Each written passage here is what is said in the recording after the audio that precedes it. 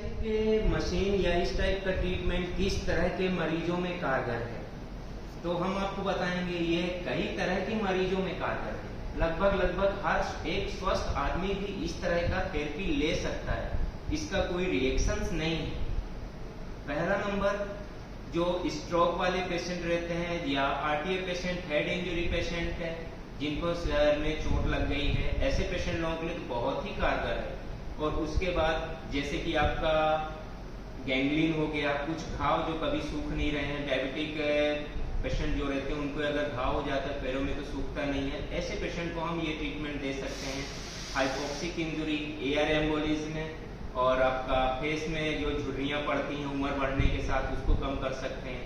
आंखों में दिखाई देना अचानक कम हो जाना, कानों का अचानक सुनाई देना कम हो जाना, ऐसी चीज़ों पे भी ये असर पड़ता है।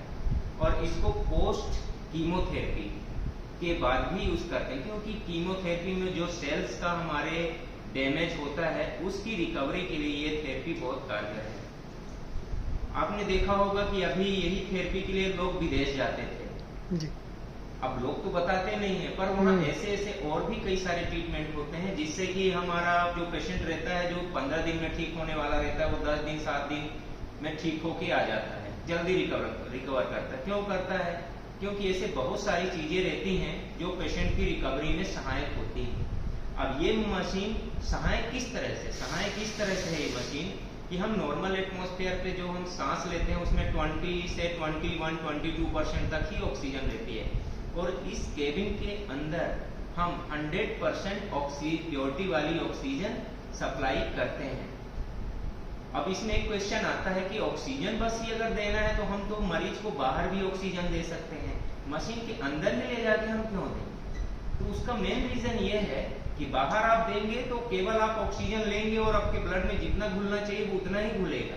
पर जब इस मशीन के अंदर रहते हैं तो जो बॉडी के ऊपर मशीन की आउटसाइड में जो प्रेशर रहता है, वो प्रेशर पूरे बॉडी को प्रेस करता है, और उस प्रेशर के कारण वो ऑक्सीजन आपके ब्लड में ज्यादा मात्रा में घुलती है, 10 से 15% एक्स्ट्रा घुल जाती है।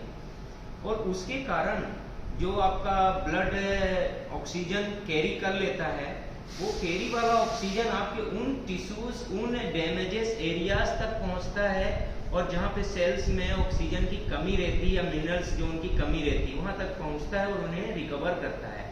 एक्चुअली हमारे पूरे बॉडी का जो रिफ्रेशमेंट या मिनरल्स पर पहुंचाने का जो काम है, ऑक्सीजन पहुंचाने का जो काम है, वो हमारी वेन्स होती हैं, आर्टरीज होती हैं, वो करती हैं। ये समझिए कि रेड ब्लड सेल्स द्वारा ट्रांसपोर्टिंग का काम किया जाता है। अब रेड ब्लड सेल्स के अंदर जितना ऑक्सीजन रहता है वो उतना ही करेगा, पर जब हम हाइपरबेरिक ऑक्सीजन थेरेपी के जरिए उसको हम ये ऑक्सीजन थेरेपी देते हैं, तो वो ऑक्सीजन जब 10 से 15% एक्स्ट्रा घुल जाती है, तो उससे क्या होता है कि अगर कहीं पे ब्लड बहुत कम मात्रा में पहुंच रहा है, जैसे कि हम आपको बता दें कि सर में चोट लग गया जैसे, तो उस दौरान क्या रहता है कि आसपास की नसों में सूजन आ जाती है या कुछ भी आ जाता है, तो वहां पे ब्लड पहुंचने की मात्रा कम हो जाती है। ब्लड कम पहुंचेगा तो टिश्यूज को ऑक्सीजन और अदर प्रोडक्ट्स कम मिलेंगी, उससे क्या रहता है वहां का टिश्यूज डैमेज होने लगता है, और वहां से जिस पार्ट का हमारे संचालन, चाहे कि लेफ्ट हैंड या राइट फुट हो या फेस का हो, कुछ भी, तो वह एरिया या वो पार्ट हमारा वीक होने लगता है, चाहे देखने का हो, बोलने का हो, काम करने की शैली हो या चलने का तरीका हो, वो वीक होने लगता है। और इससे क्या कहते हैं, नॉर्मल भाषा में इसको हम पैरालिसिस भी कहते हैं। दूसरा कि जैसे कि जब बच्चे जन्म लेते हैं, शुरू में उनको ऑक्सीजन नहीं मिल पाती है, तो ऐसे बच्चों को क्या रहता है कि ब्रेन का ग्रोथ नहीं होता। तो ऐसे चीजों में क्या है कि हम ये थेरेपी देते हैं तो वहाँ ऑक्सीजन का लेवल बढ़ता है, और ऑक्सीजन का लेवल बढ़ेगा तो क्या है कि आपके जो सेल्स रहेंगे ज्यादा प्रोडक्टिविटी आएगी उससे, और सेल्स ज्यादा ग्रो करेंगे। जब ज्यादा ग्रो करेंगे तो रिजल्ट तो अच्छा आना ही है। तो इसलिए हम ये कहते हैं कि एक स्वस्थ आदमी भी ले सकता है और एक पेशेंट भी ले सकता है, इससे किसी तरह का नुकसान नहीं और इससे सब तरह का फायदे हैं। अभी आपको जैसे गैंग्रीन वाला चीज बताया कि फुट में गैंग्रीन होता क्यों है। सबसे पहले गैंग्रीन क्यों होता है कि वहाँ पे ब्लड वेसल्स के पहुंच नहीं पाता है, ऑक्सीजन ठीक से नहीं पहुंच पा रही है, जिसके कारण वहां पे काला काला होके वो घाव ठीक से रिपेयर नहीं होता।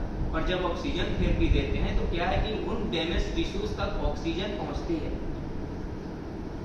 अब एक बड़ी बात जानने वाली ये है कि नॉर्मल कंडीशन में तो देखिए रेड ब्लड सेल्स ही ऑक्सीजन ट्रांसपोर्ट का काम करता है, पर जब हम ऑक्सीजन थेरेपी ये हम देते हैं तो इससे क्या है कि जो बॉडी के ऊपर प्रेशर पड़ता है एयर का, उस प्रेशर के कारण ऑक्सीजन है हमारे रेड ब्लड सेल्स के अलावा जो व्हाइट ब्लड सेल्स होती है, प्लाज्मा होती है, प्लाज्मा में भी मिक्स हो जाती है, प्लाज्मा में भी घुलती है।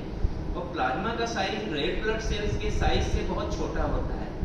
इसलिए हमारे बॉडी में कहीं अगर कुछ ब्लॉकेज है और रेड ब्लड सेल्स वहां तक नहीं पहुंच पा रही है और वो वहां के पार्ट्स डैमेज हो रहे हैं, पर प्लाज्मा का साइज क्या बहुत छोटा होता है, प्लाज्मा शरीर के हर कोने तक, हर पार्ट तक पहुंचता है, तो वो रेड ब्लड सेल्स टाइप का ही काम करने लगता है। वो नई नई जगहों तक ऑक्सीजन को पहुंचाता है ताकि वो जो डैमेज पार्ट है वो रिपेयर हो सके। आपको कुछ पिक्चर्स होंगे, उसके बारे में मैं डिटेल में बाद में बताऊंगा। अभी ऐसा समझिए कि ये थेरेपी हर तरह के मरीजों में कारगर है और ली जा सकती है।